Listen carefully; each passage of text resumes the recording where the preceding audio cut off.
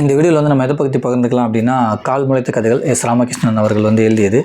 இந்த புத்தகத்தை பற்றி நம்ம ரீசெண்டாக வந்து ஒரு 10 வீடியோ வந்து அப்லோட் பண்ணியிருப்போம். அதில் வந்து சொல்கிற ஒரே ஒரு விஷயம் என்னென்னா வந்து, இயற்கையாக தோன்றின எல்லா விஷயத்துக்குமே வந்து எல்லா நாட்டு மக்கள்கிட்டையுமே வந்து ஒரு கதை இருக்கும்.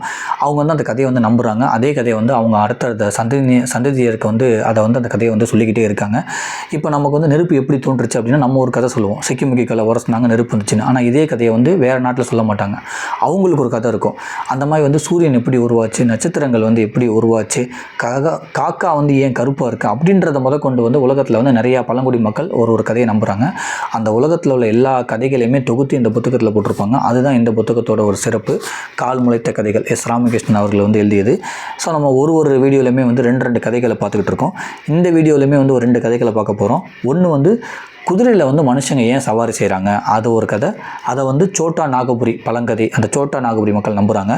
2வது வந்து குயில் ஏன் வந்து கருப்பாக இருக்குது அப்படின்றதுக்கு வந்து பீகார் மக்கள் வந்து ஒரு கதையை நம்புகிறாங்க.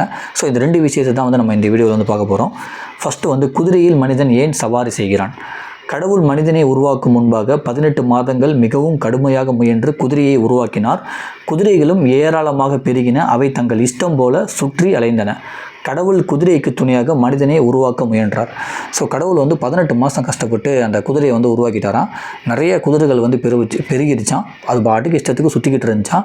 என்ன பண்ணியிருக்காரு, இதை வந்து கண்ட்ரோல் பண்ணுறதுக்கு நம்ம வந்து மனுஷனை படைக்கலாம்னு சொல்லிட்டு மனுஷனை படைச்சிருக்காரு. அந்த மனுஷனை படைச்ச அந்த உருவத்தை வந்து குதிரைகள் வந்து கண்டுக்காமல் அங்கிட்டு வந்து மிதிச்சிட்டு போயிட்டே இருந்துச்சு. ஏன்னா குதிரைகள் ரொம்ப பெருகிட்டனால.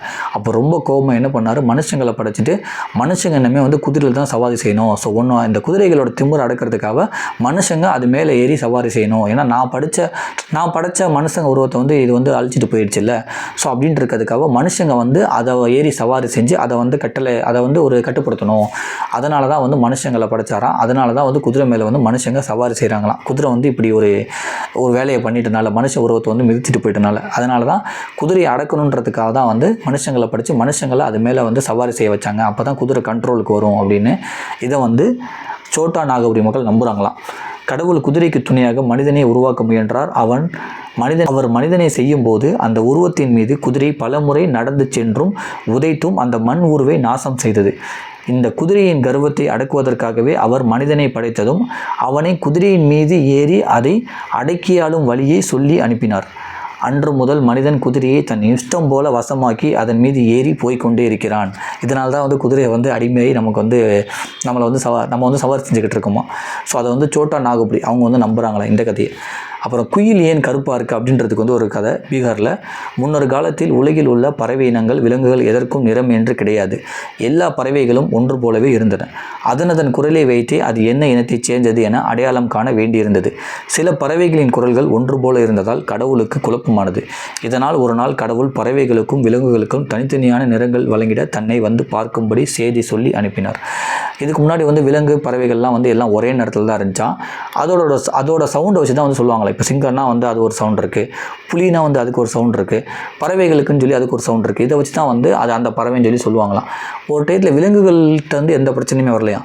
ஆனால் பறவைகள் மூலயமா நிறையா பிரச்சனை வந்துச்சு. ஏன்னா பறவைகள் நிறையா இது வந்து ஒரே மாதிரியே சவுண்டு வந்துகிட்டு இருந்துச்சான் 2-3 பறவைகளுக்கு. அதனால் என்ன பண்ணார், இப்படி இருந்தால் சரி வராது, விலங்குகளுக்கு பறவைகளுக்கு எல்லாத்துக்குமே வந்து நம்ம கலர் கொடுத்துருவோம், கலரை வச்சு அது என்னன்னு சொல்லி ஐடென்டிஃபை பண்ணுற மாதிரி நம்ம பண்ணிடுவோம்னு சொல்லிட்டு கடவுள் வந்து விலங்கு பறவைகள் எல்லாத்தையுமே கூப்பிட்டாராம். ஸோ விலங்குகள்லாம் வந்து போயிட்டு இருந்துச்சா, பறவைகளும் வந்து சந்தோஷமாக போச்சான். போகிறப்போ வந்து குயில்கிட்ட கூட சொல்லிச்சான், எங்களுக்கு வந்து கடவுள் வந்து நிரந்தரம் போகிறாரு, நாங்கள் ரொம்ப சந்தோஷமாக போயிட்டுருக்கோம், நீயும் வான்னு சொல்லி கூப்பிட்டுச்சான் எல்லா பறவைகளும். அதுக்கு வந்து குயில் சொல்லிச்சான், நீங்களாம் போங்க, எனக்கு ரொம்ப அவசரம் இல்லை, நான் பொறுமையாகவே வரேன்னு சொல்லிட்டு அது பாட்டுக்கு அது குயில் வந்து பாடிக்கிட்டே இருந்துச்சான். இவங்க பறவைகள்லாம் போகிறாங்க, விலங்குகள்லாம் போகிறாங்க. ஒரு இதுக்கு வந்து ஒரு கலர் வந்து நிறம் வந்து கொடுக்குறாரு கடவுள். அதை வாங்கிட்டு விலங்குகளும் பறவைகளும் சந்தோஷமாக வந்துக்கிட்டு இருக்கான். கடவுள் வந்து ஒன்று யோசிச்சுக்கிட்டே இருக்காராம், என்ன டைம் முடிய போது எல்லாமே வந்துட்டாங்களான்னு கேட்டுக்கிட்டே இருக்காராம். பட் அங்கேருந்து எல்லாமே ஒரு விலங்குகள் பறவைகள்லாம் வரதான் கொடுத்துக்கிட்டே இருக்காங்களா கலரு. ஒரு டயத்தில் கலர் வந்து முடிய போகிற இடத்துல தான் வந்து குயில் அங்கேருந்து வருதான் பாடிக்கிட்டே.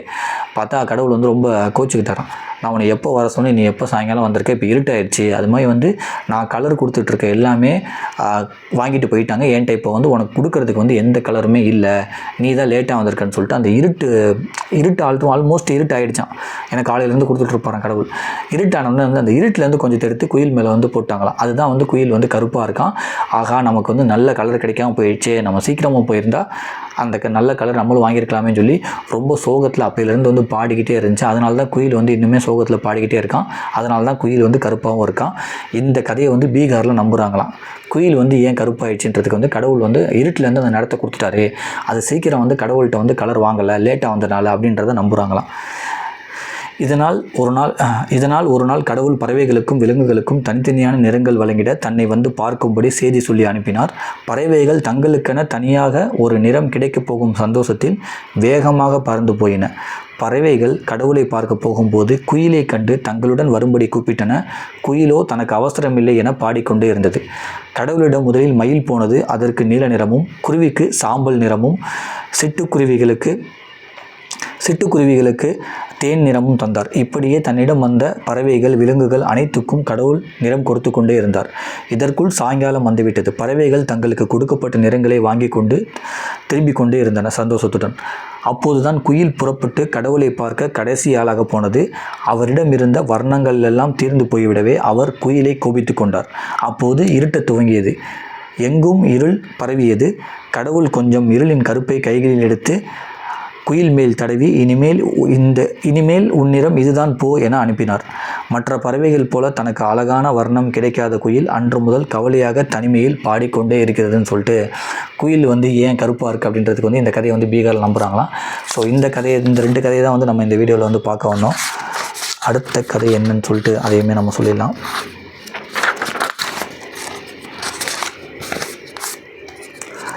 அடுத்த கதை என்னென்னா வந்து வயல் எலிகள் பெண்களுக்கு சகோதரர்களானது எப்படி, வயல் எலிகள் பெண்களுக்கு எப்படி சகோதரர்கள் ஆனார்கள் அப்படின்றது வந்து மத்திய பிரதேசத்தில் வந்து ஒரு கதை சொல்கிறாங்க. வானவில்லின் வாசனை எப்படி இருக்கும், வானவில்லுக்கு வந்து வாசனை எப்படி இருக்கும் அப்படின்றது வந்து காஷ்மீரில் வந்து ஒரு மக்கள் வந்து சொல்கிறாங்க. ஸோ இது 2 கதையை தான் வந்து நம்ம அடுத்த ஒரு வீடியோவில் பார்க்க போகிறோம். ஸோ வாய்ப்பு இருந்து அந்த புத்தகத்தை படிங்க. நன்றி.